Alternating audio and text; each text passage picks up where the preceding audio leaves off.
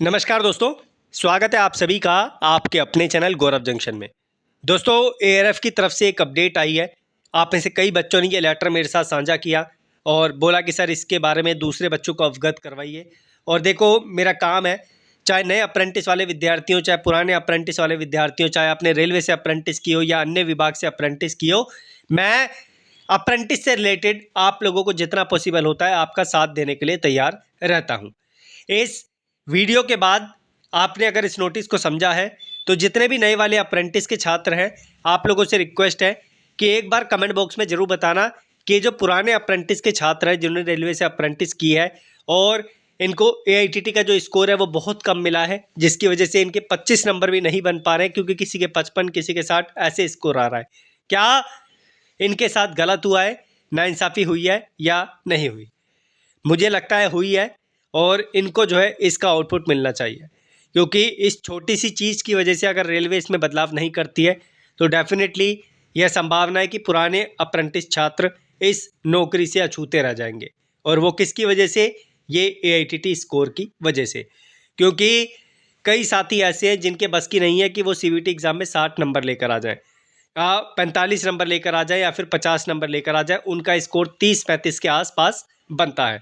अगर डिपार्टमेंट इनको एक अच्छा स्कोर दे देता जैसे नए अप्रेंटिस के छात्रों को दिया है तो इनके साथ भी कुछ अच्छा हो जाता। मुझे कहीं ना कहीं ये चीज़ गलत लगती है कि पहले जो एआईटीटी के मार्क्स मिलते थे वो थ्योरी के बेस पे एग्ज़ाम देने के बाद मिलते थे, लेकिन अब जो मार्क्स मिलते हैं वो प्रैक्टिकल के बेसिस पे मिलते हैं, जिसमें कई डिपार्टमेंट किसी बच्चे को पसंद करता है। फॉर एग्जांपल, डिपार्टमेंट को ये बच्चा पसंद आया, उसको 95 नंबर दे दिया, 98 नंबर दे दिए। मैं सबकी बात नहीं कर रहा, कुछ बच्चों को इसमें से ऐसे चुना जाता है जिसको मैंने देखा है कि 98 नंबर भी दे रखे हैं। बट क्या कर सकते हैं, उनके अपने अपने अपने प्रोटोकॉल हैं। और बाकी लेकिन यहाँ पर जो बात आती है बस यह आती है कि पुराने जो अप्रेंटिस साथी हैं कहीं ना कहीं इनके साथ नाइंसाफ़ी हुई है। और मुझे पता है कि नए अप्रेंटिस छात्र भी जो है इस चीज़ को लेकर थोड़े से दुखी रहते हैं कि हाँ, हमारे पुराने अप्रेंटिस छात्रों के साथ गलत हुआ है। बढ़ते हैं आगे। मॉक मैंने आपको ऑलरेडी दे ही दिया है। ग्रुप डी के मॉक लगाने हैं जोन वाइज, तो डिस्क्रिप्शन में लिंक है, लगा लेना। और रेलवे 12 वाला कोड अप्लाई कर लेना, उसको भी मैं डिस्क्रिप्शन में मेंशन कर दूंगा। अब ये जो अपडेट है ये एआरएफ की तरफ से है। एआईआरएफ ने जो है आप लोगों के लिए एक छोटा सा कदम उठाया है।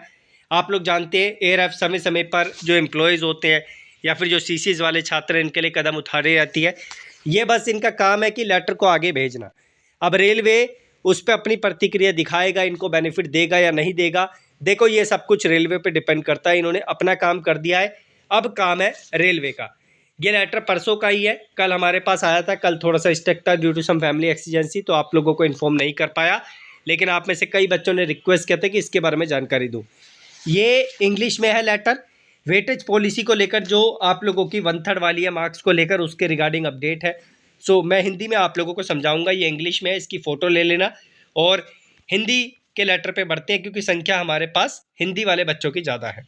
तो आप देख सकते हैं विषय जो CN दिस यानी नोटिफिकेशन लेवल 1 का है। भर्ती में रेलवे एक्ट अप्रेंटिस CCA के लिए एनसीवीटी वेटेज नीति में संशोधन का अनुरोध।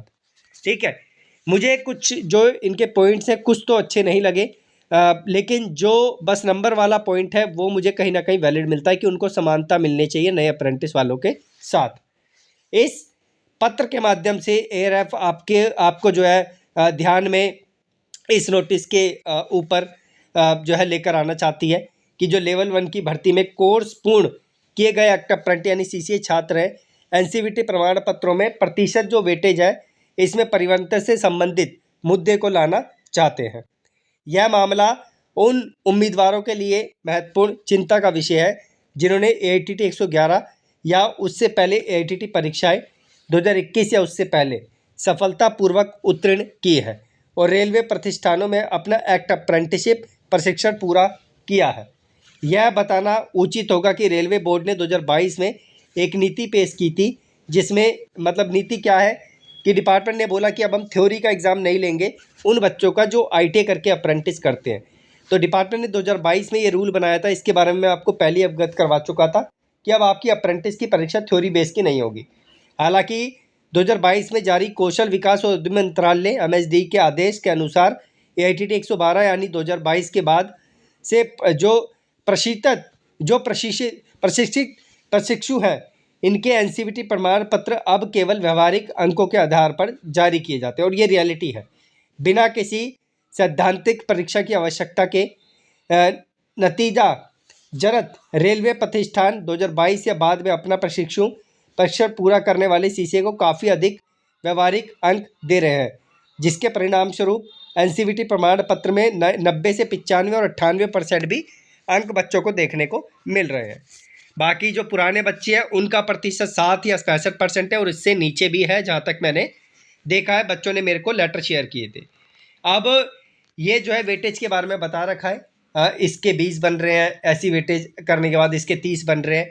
तो ये आप लोगों के लिए कुछ मुख्य पॉइंट है जो एआरएफ ने मांग रखी है, उसके बारे में आ जाते हैं।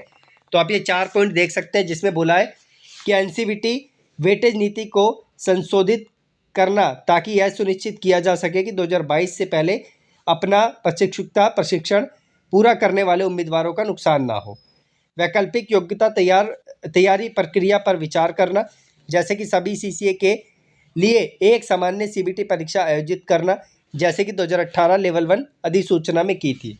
ये सेकंड पॉइंट मुझे थोड़ा सा ठीक नहीं लगा।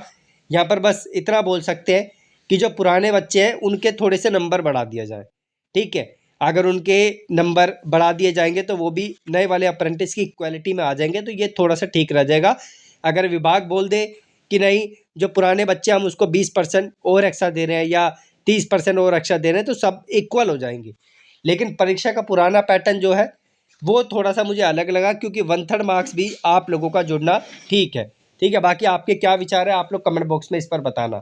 थर्ड, सभी सीसीए को समान अवसर प्रदान करने के लिए प्रतिशत आधारित वेटेज प्रणाली को समाप्त करना, चाहे उनका प्रशिक्षण वर्ष कुछ भी हो।